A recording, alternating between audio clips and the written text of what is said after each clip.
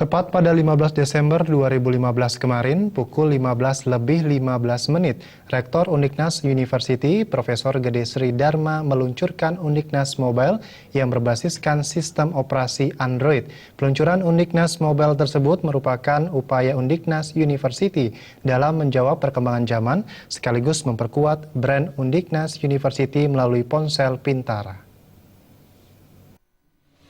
Yang harus dimiliki Undiknas. Cara sederhana melalui password dan seterusnya.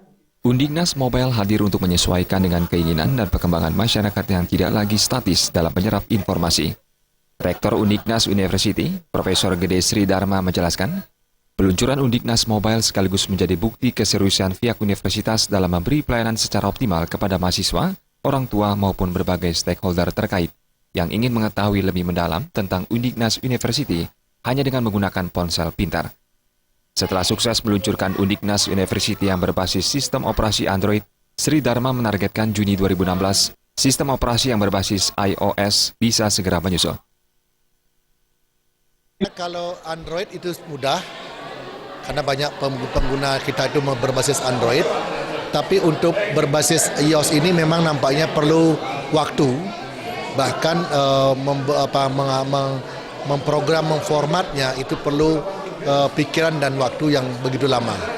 Sehingga saya memberikan target kepada staf kami untuk bulan Juni, iOS-nya harus sudah bisa dilakukan download khusus Undiknas Mobile.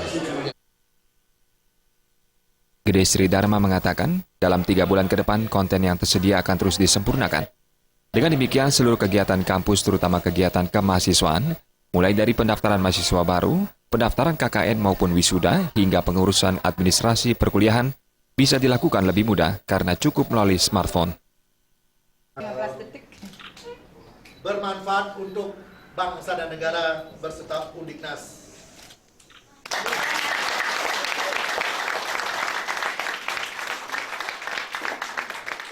Termasuk pembayaran mahasiswa KKN, termasuk pembayaran mahasiswa wisuda, semua bisa dilakukan melalui Undiknas Mobile.